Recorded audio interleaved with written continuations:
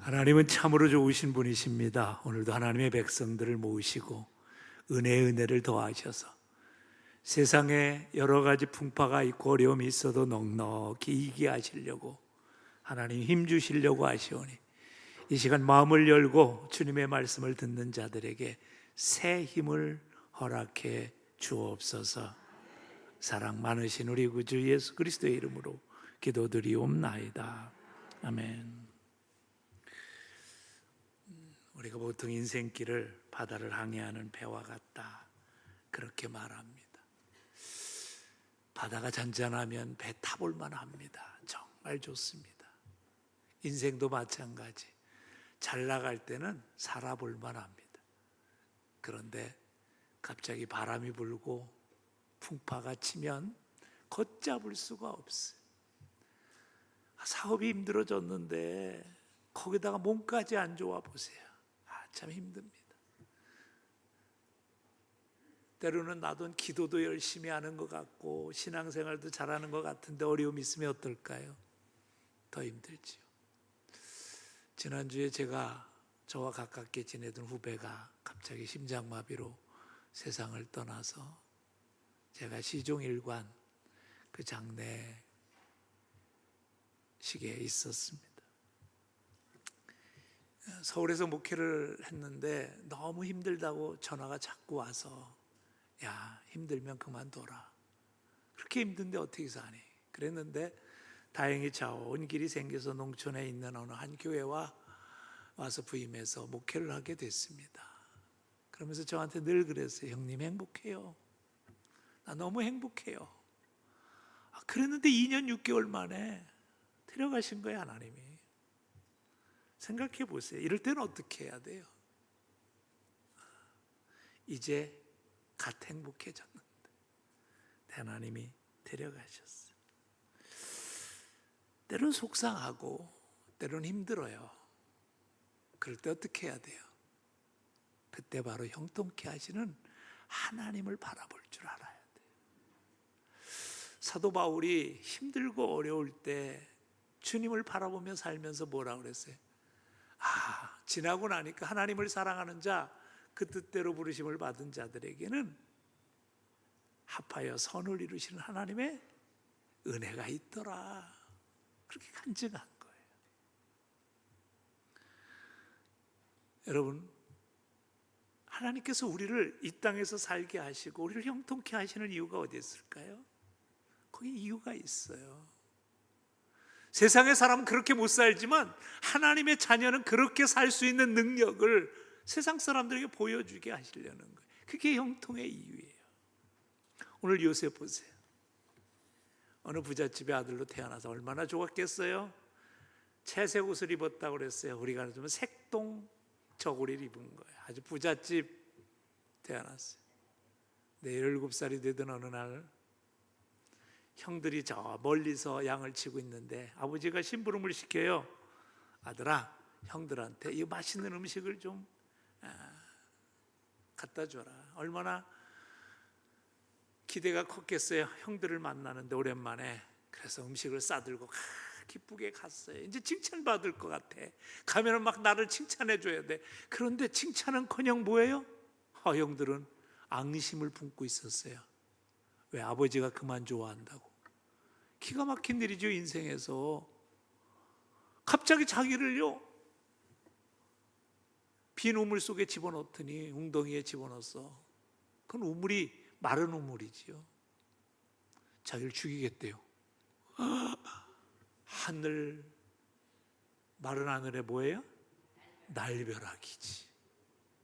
얼마나 살려달라고 막 애썼겠어요. 근데 자기가 갖고 온 음식을 먹으면서 희낙낙거리면서 자기는 쳐다도 안 봐. 그러다가 또 어떤 작당을 했는지 하랍 상인들한테 팔아먹자고 해서 은이심량에 팔려서 어디로 가요? 낯선 땅으로 갑니다. 기가 막힐 거예요. 감수성이 예민했던 그 시절에 얼마나 애걸하고 복걸하고 형들한테 사정했을까. 근데 외면했어요. 마음에 한이 맺힐 법한데 요셉은요 그때 어떻게 해요? 하나님의 뜻을 구하. 그래서 하나님께서 기가 막히게 그를 어떻게 해요? 수많은 연단이 있었지만 그를 애굽의 총리 대신으로 만드셔서 형통케 하며, 그리고 110살까지 살게 하면서 80년을 애굽의 총리 대신으로 살아가게 만들었어요. 여러분 가만히 생각해 보세요. 요셉을 이렇게 하신 하나님의 뜻이 뭐 있을까? 왜 하나님은 하나님의 자녀로 신실한 백성들이 고난을 당하고 어려움을 당해도 형통케 하셔서 승리케 하실까 하는 거죠. 그래서 우린 요셉의 이야기를 한번 생각해 봐야 돼요. 오늘 본문은요, 요셉의 아버지가 죽었어요. 그러니 생각해 보세요. 누가 계획 불안해요? 요셉을 팔아먹었던 이 형들이 마음이 불안한 거예요. 사실 이 형들은 생각했어요. 요셉이 자기들이 가뭄이 들어서 음식을 사러 왔을 때 요셉이라는 사실을 알면서부터 그들은 아마 막 뜨끔했을 거예요. 이게 이제 우리는 죽었다. 근데 요셉이 살려줘요. 그래서 무슨 생각을 했을까요? 맞아, 아버지가 살아계셔서 그럴 거야 그랬는데 드디어 누가 죽었어요? 그 버팀목이 되던 아버지가 죽었어. 이건 큰일 났다. 그 사실요, 사람이 그런 우리나라 얘기가 있어요. 때린 놈은 발 뻗고 못 잔대. 맞은 놈은 발 뻗고 자도. 그러니까 얼마나 죄의식에 휩쓸렸겠냐. 그래서 와가지고 아버지가 죽자마자 요셉에게 머리 조아리고, 동생 우리가 잘못했어, 우리 살려줘, 막 그렇게 싹싹 빌은 거예요.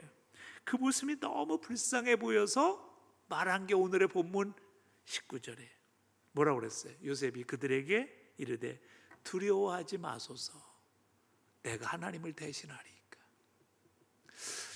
사실 여러분, 인간적인 마음으로 보면 저놈들 그냥 내버려두면 안 돼, 나도 우물 속에다 집어쳐놓고 한번 살려달라고 박박거리고 손톱이 문드러지게 겨우 올라오면 발길로 차서 내밀고 그렇게 고생을 시킨 다음에 용서하든 말든 해야 되겠다, 그런 생각이 있을 법한데도 그렇지 않았어요. 왜 그랬을까요? 자기가 지금까지 형통한 것이 하나님의 은혜요, 하나님의 사랑이요, 하나님의 인도하심이었다는 사실을 확실하게 믿었기 때문에. 그 뒤에는 이런 것도 있어요. 내가 잘못하면 하나님이 나를 어떻게 하세요? 치리하실 것이다. 이 요셉은 자기의 복이 어디에서부터 왔는가를 알았던 거죠. 그래서 20절에 이렇게 말합니다. 당신들은 나를 해하려 하였으나 하나님은 그것을 선으로 바꿔서 오늘같이 많은 백성의 생명을 구원하게 하시려 하셨나니. 몰랐던 게 아니에요. 요셉이 그들이 자기를 얼마나 해롭게 했는지 알고 있었어요. 여러분도 그렇잖아요. 옛날에 누구한테 한 대 맞은 건 지금도 기억하죠. 누가 나한테 이런 욕했던 거, 비난했던 거, 이것 기억합니다. 저도요, 초등학교 때 억울하게 맞은 건 아직도 기억하고 있어. 그때 그 선생님이 나를 왜 이유 없이 때렸지? 기억해요. 아니 이게 60년이 지났는데도 안 잊어버려. 요셉도 그랬을 거예요. 기억났지. 왜 그 억울한 마음이 왜? 그러나 하나님께서 하신다는 거예요. 여러분 다윗을 보세요. 다윗도 사울이 자기 장인인데 자기 딸 주고서 사위 삼고 나서 그 다음부터 자기를 죽이려고 그렇게 쫓아다녀. 굴 속에 사울이 자는데 그때 다윗이 그 곁에 칼 차고 있었어. 죽이면 이 고생에서 끝나. 그런데 안 해요. 왜? 그건 하나님이 하시는 것이다. 여러분 여기서요 또 하나 귀한 진리가 하나 있어요. 생각했어요. 하나님이 갚으시면요 100배로 갚으세요. 이거 무섭잖아요. 나는 그저 욕 한 번 듣고 참았어. 손해 한 번 보고 참았어. 근데 하나님이 갚으시면 대단해. 근데 이 형들 가만히 보세요. 형들은 생각이 안 바뀌었어. 하나님을 몰랐을 리가 없는데 무 경험이 없는 거예요. 형통의 복이 경험이 없는 거야. 그래서 뭐야? 하나님이 모든 인생을 함께 하신다는 믿음이 없으니까 얼마나 조마조마했겠어. 야곱이 죽을 때까지 살면서 그들이 얼마나 불안에 떨었겠어. 사실 이런 말이 있어요. 우리나라 말에 개 눈에는 뭐만 보인다? 개만 보인다. 자기가 생각하는 수준으로 남도 그렇게 할 줄 아는 거예요. 저희 집에요, 우리 막내 아들이 키우는 누누라는 고양이가 있어요. 이놈이요, 제가 뭐 책만 보고 있고 뭘 하면 와가지고 나를 탁 치고 도망가요. 아주 싸가지가 없어.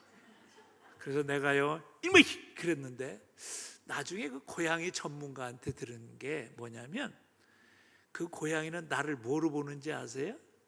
큰 고양이로 보는 거예요. 큰 고양이.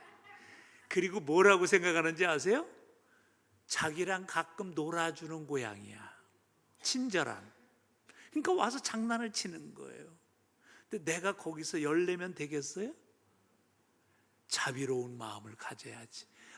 놀고 싶구나. 그래야지. 내가 수준이 높은데. 여러분, 형들은 와서 그렇게 얘기하지만 요셉은 하나님을 알아. 하나님의 능력을 알아. 하나님의 권세를 알아. 그래서 뭐라고 그래서? 당신들은 나를 해하였으나 두려워하지 마세요. 나는 당신들의 뭘 보는 거예요? 당신들이 나를 향해서 해롭게 한 것을 보는 게 아니라 하나님의 손길을 봅니다. 그렇게 얘기하는 거예요. 여기에요, 요셉의 인생관, 가치관이 다 들어있는 거예요. 그래서 어디를 가든지 그는 하나님이 나와 함께 하신다는 믿음이 있었기 때문에 흔들리지 않는 거예요. 그래서 형님들은 나를 해치려고 했는지 모르지만 하나님은 나를 살리려고 했습니다. 형님들은 나를 시기하여 나를 죽이려 했지만 하나님은 나를 우뚝 서게 하셨습니다. 하나님은 나를 이곳에 당신들은 나를 이곳에 팔아먹었지만 하나님은 이곳에 오게 하셔서 나를 애굽의 국무총리가 되게 하셨습니다. 해석이 다른 거예요. 인생의 해석이 다른 거예요. 여러분, 우리가 세상에 살 때 때때로 세상의 사람들, 믿음의 눈으로 보지 못하는 사람들이 세상의 눈으로 보고 여러분을 힘들게 할 수 있어요. 그때 여러분 이렇게 생각하시면 돼요. 하나님이 갚아주시고 하나님이 인도하시면 하나님의 놀라운 역사를 보고 살 수 있는 건 나라는 거예요. 그를 통해서 뭐예요? 하나님의 영광을 보여주시려는 거예요. 창세기 39장 2절 3절에 가서 이런 얘기가 나와요. 여호와께서 요셉과 함께 하심으로 그가 형통한 자가 되어, 그까지는 똑같아요. 근데 그의 주인 애굽 사람의 집에 있으니 그 주인이 여호와께서 그의 함께 하심을 뭐예요? 보며라고 그래요. 본다는 거예요. 세상 사람이 봐, 느끼는 거예요. 또 여호와께서 그의 범사에 형통하게 하심을 뭐예요? 본다는 거예요. 느끼는 거예요. 제가 늘 가끔 얘기하죠. 사람에게는 체취가 있어요. 향기가 있어요. 물론 개 눈엔 개만 보이기 때문에 여러분은 오해할 거예요. 그렇지만 여러분은 하나님이 역사하시고 사랑하시는 놀라운 능력을 보여주면 그들이 알기 시작해요. 깨닫기 시작해요. 성경을 읽다 보면 참 재미난 게 나와요. 그게 뭐냐면 요셉이 갈 때마다 가는 곳마다 똑같은 반응이 일어나요. 왜 그래요? 하나님이 역사하시니까 그런 거죠. 그래서 보디발의 집에 갔을 때 보디발이 그를 보고 하나님이 그와 함께 하심을 봤는데 창세기 39장 23절에 보면 누구도 보냐면 간수장도 봐요. 간수장도, 감옥의 대장도 봐요. 여러분 가만히 생각해 보세요. 요셉이 감옥에 들어갔을 때 얼마나 두들겨 맞았겠어. 처음에는 야 임마, 자기 주인 여인을 겁탈하려다 잡혀와 인간도 아니네 막 그러면서 아마 깜빵 동료한테 되게 맞았을 거야. 생각해보면 얼마나 억울했을까요? 그런데도요, 흔들리지 않았어요. 이 또한 지나가고 하나님이 나와 함께 하실 것. 그래서 어디까지 이르렀어요? 간수장이 볼 때 얘는 보통 애가 아니다, 이걸 느껴진 거예요. 감동을 받은 거라는 거예요. 은혜를 경험한 거예요. 이번에 장례식이 있으면서 제가 이렇게 좀 동료의 차를 타고도 다니고 하는데, 한 친구가 지난주에 우리 교회 선교 예배 간증했던 장요셉 책을 읽은 친구가 저한테 이렇게 간증하더라고요. 아, 정말 이 시대에도 그렇게 사는 사람이 있다, 말씀대로 사는 사람. 감동을 받은 거예요. 우리 그리스도인들은요, 하나님이 형통케 하시면 세상을 감동시킬 수 있는 사람이 되는 거예요. 그때 뭐가 나타나요? 하나님의 영광이 드러나는 거예요. 사실 요셉은요, 평생 직장을 4가지 가졌어요. 첫째는 목축업하는 아버지 밑에 살았으니까 뭐예요? 목축업에 했지, 목축업. 두 번째는 노예로 팔려갔다가 보디발의 집에 가정의 총무가 됐어. 여러분, 보디발 집 하니까 한 5,000명 사는 집이 대신의 집이기 때문에 옛날에 수백 명은 있었어요. 그 집안의 사람들이 거기를 총괄하는 사람이었던 거예요. 그곳에서도 뭐예요? 인정받았어요. 이집트의 감옥, 애굽의 감옥은요, 국제범 사법범 해가지고 제가 알기로는, 제가 생각하기로는 수천 명에서 수만 명이 잡혀 있었을 거야. 그럼 어떻게 돼요? 그 사람들을 다 행정을 총괄하는 그런 사람이 됐던 거예요. 거기서도 인정받은 거예요. 마지막에 누가 인정받았어요? 당시 세계에서 가장 강대국 나라 중에 하나인 애굽의 총리 대신이 돼서 왕 바로의 인정을 받은 거예요. 백성들의 어디를 갖다 놔도 하나님이 형통케 하시는 자는 은혜에 은혜를 더하는 줄 믿습니다. 하나님이 우리를 그런 자로 만들고 싶으신 거예요. 그래서 뭐예요? 이 사람 보니까 어떤 사람이야? 하나님이 함께하는 사람이야. 하나님이 함께 하시면 이런 역사가 있어. 물론 전 보디발이 예수 믿었다, 간수장이 하나님을 믿었다라는 성경의 기록은 없어요. 그렇지만 아마 그런 감동을 받고 하나님을 찬양하지 않았을까, 그런 생각을 해봐요. 또 하나 중요한 게 있어요. 하나님께서 요셉을 형통케 하시는 이유가 있어요. 요셉이 형통하니까 어땠어요? 야곱의 가족이, 여러분 생각해보면 뭐 야곱의 아들 12아들이 있고 거기에 뭐 난 자식들, 그것만 생각하지 마세요. 아브라함 때부터 물려받은 수많은 노비들이 있었어요. 적어도 수천에 달하는 인간 사람들이 야곱과 함께 움직였어요. 그래서 성경의 그 역사를 생각하는 사람들은 아브라함과 이삭과 야곱과 이 사람들은 다 족장이라고 표현해요. 한 부족의 장이었던 거예요. 근데 그 사람들이 가나안 땅에서 가뭄이 들어서 죽을 때 누구 때문에 살아났어요? 요셉 때문에 살아났어. 요셉을 형통케 하려고 애굽의 총 대신을 하나님 만드시니까 요셉의 가정이 구원받았어요. 그 다음에 뭐예요? 더 중요한 게 있어요. 요셉이 가니까요, 애굽의 전 사람들이 7년 풍년을 들었어요. 그때 7년의 흉년을 어떻게 생각하냐고, 인간이. 더군다나 뭐 아무것도. 그런데 하나님께서 요셉을 형통케 하시니까 애굽의 전 국민이 7년의 가뭄을 어떻게 했어요? 넉넉하게 지낼 수 있었어요. 그 사람을 살린 거예요. 하나님이 이걸 하고 싶으신 거예요. 이걸 하고 싶으신 거예요. 우리를 구원하셔서 하나님의 백성 만드시고 우리를 형통케 하시는 이유는 여러분 때문에 여러분의 가족이 구원받기를 원하는 거예요. 풍성해지길 원하는 거예요. 여러분이 지난 직장이 여러분 때문에 행복하기를 원하는 거예요. 우리 옆 사람 잠깐 쳐다보시면서 상대방의 이름을 불러보세요. 왜 안 불러? 당신 때문에 우리 교회가 너무 행복한 것 같아요. 내가 너무 행복한 것 같아요. 그래야 우리가 형통하게 살아가는 거예요. 제가 종종 요즘은 잘 안 하는데 1000명을 먹일 하나님의 일꾼이 되자고 얘기한 적이 있어요. 이 말은 뭐냐면 예수님이 우리를 향해서 뭐라고 하면 너희는 세상에 뭐가 돼야 된다고 그랬어요? 빛이 돼야 된다는 거예요. 당신 때문에 좀 덕 보는 사람이 생겨야 된다는 거예요. 제가 물어볼게요. 여러분 때문에 덕 보는 사람 얼마나 돼요? 혹시 나 쟤 또 오냐? 제가 가끔 가슴 아픈 슬픈 게 뭐냐면요, 목자들 중에요, 그 사람을 그 목장에 집어넣으면 전화가 와. 아니 왜 그 사람을 우리에게다 넣어가지고. 슬픈 역사지.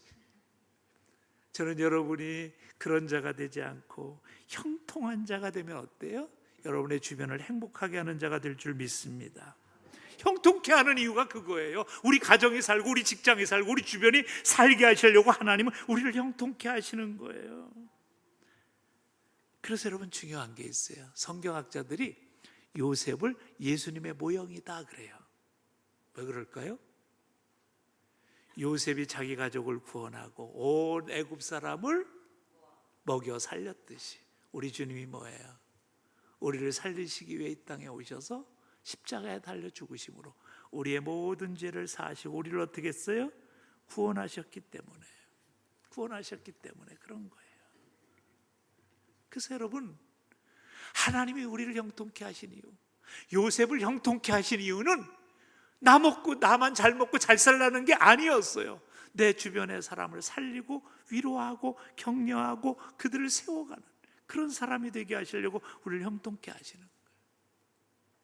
성경을 읽다 보면 재미난 부분이 있어요. 이삭이요, 살기가 어려워서 애굽으로 갈까, 우리 아버지처럼. 그래서 애굽으로 가던 중에 하나님 앞에 기도했어요. 하나님, 저 애굽에 가려고 그랬는데 돼요 말아요. 근데 안 된다 그러셨어. 그래서 중간에 머물러 가지고 목축업만 할 게 아니라 그 땅 보니까 거기는 농사도 지을 수 있는 빈 땅이 있어. 그래서 농사를 져요. 저도요 옛날에 농사를 우습게 한 적이 있어요. 제가 시골에 처음에 목회하러 갔는데 제가 농사를 하면 농촌에 목회하러 왔으니까 농사를 져야지. 그래서 비닐하우스를 짓는데 우리 장로님이 또 잘 짓게 저하고 도와서 둘이 졌어요. 근데 이 양반이 좀 비닐하우스에서 키울 때 어떻게 키우나를 좀 가르쳐주면 좋은데 안 가르쳐줘. 그래서 제가 어떻게 했을까요? 새농민을 수십 권 들고 가서 새농민을 연구한 거예요. 어떻게 하면 돼? 근데 새농민에는 그런 게 별로 없더라고. 그래가지고 제가 1년 농사를 쳤는데 수박은 주먹만보다 작은 거. 상추하고 쑥갓만 성공하고 다 실패했어. 그때 내가 아는 게, 아마 우리 장로님이 그랬을 거야. 농사가 그렇게 쉽게 되는 게 아닌 걸 우리 새로 도시에서 온 전도사님이 알게 하려고 그러셨을 거야. 깊은 뜻이 있었겠지. 그래서 저는 속상했어요. 근데요, 이삭은요 농사를 처음 닦아서 졌는데 몇 배? 성경은 나와 있다고. 성경은 왜? 100배. 그런 성경은 좀 줄 좀 빡빡 치고 좀 묵상하지 왜?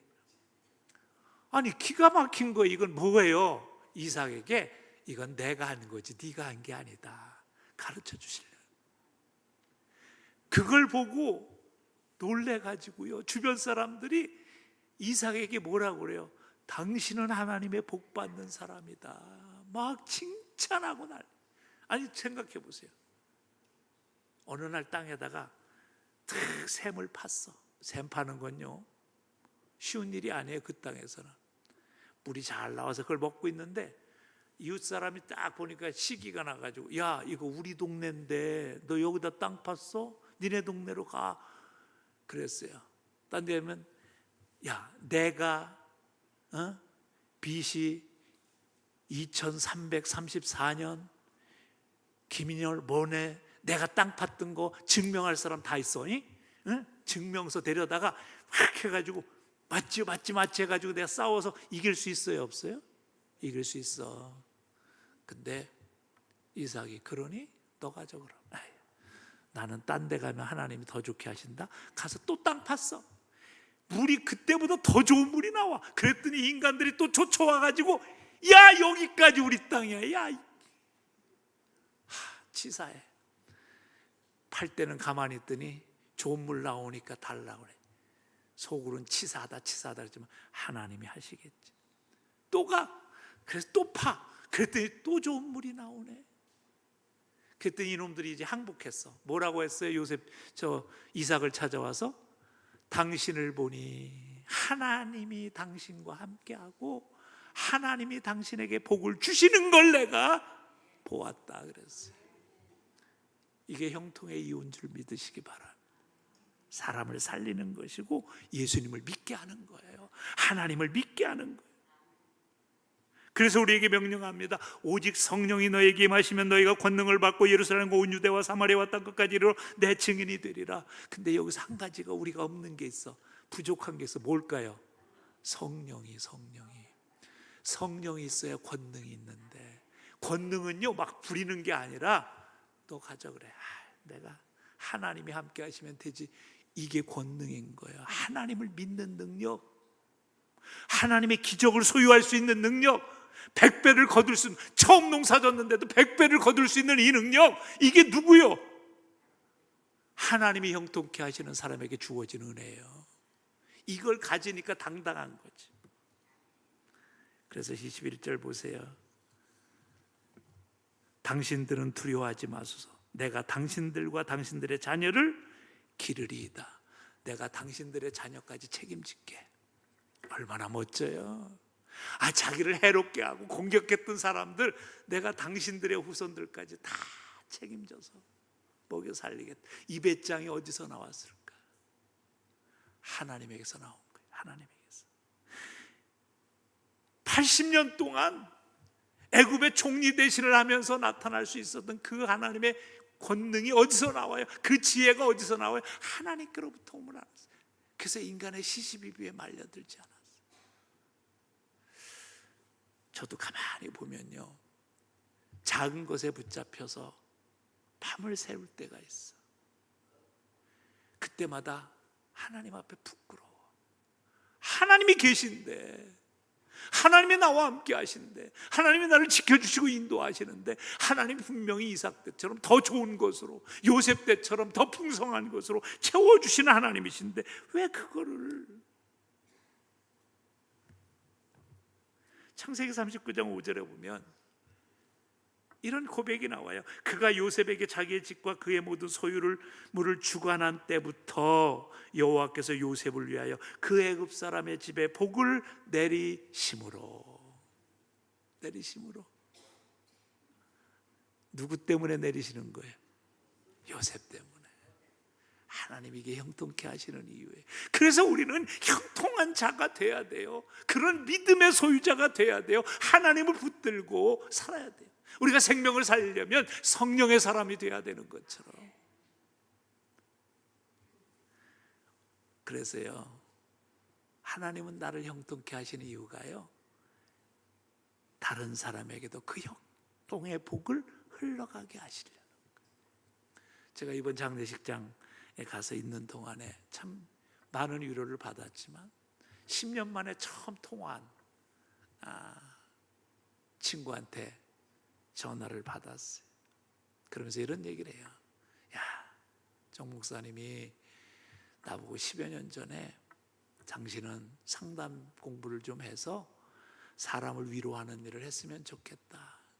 은퇴하고 나서 지금 생명의 전화에 나가서 하루에 3시간씩 봉사하고 또 약간의 실비도 받는다고 하는데, 더 기쁜 건 생명의 전화를 통해서 사람을 살릴 수 있어서 너무 기쁘다, 고맙다고 저보고 그러더라고요. 제가 그때 감사했어요. 왜? 때로는 내가 낙심되고, 왜 이런 하나님 행복해하는 목회자를 데려가세요? 그럴 때 그래도 네가 평소에 네 주변한테 해준 그 한마디 말 때문에 인생이 바뀌어서 새 힘을 얻고 사는 사람이 있다는 걸 내가 알기를 원한다. 아마 그래서 10년 만에 전화통화가 되게 한 걸 거예요. 여러분, 하나님의 백성은 내 주변에게 뭐 해야 돼요? 축복의 통로가 돼요. 내가 존재함으로 내 이웃이, 내가 존재함으로 내 가족이, 내가 존재함으로. 그래서 여러분, 하나님은 지금도 형통케 하시려고 그렇게 애쓰신다니까. 이제 해야 될 일이 우리가 뭐예요? 이 하나님을 신뢰하고 믿고 내가 형통한 존재로 살아가는 거예요. 시편 105편에 보면 기가 막힌 일이 있어요. 하나님께서 이스라엘의 미래를 축복하시려고 한 사람을 먼저 보내셨다. 그가 누구냐? 요셉이다. 메시지 성경에 보면 그렇게 해석을 하고 있어요. 전 이 말이 좀 우리에게 오늘 적용됐으면 좋겠어요. 하나님께서 우리 가족을 축복하시려고 나를 먼저 예수를 믿게 하셨다. 나를 먼저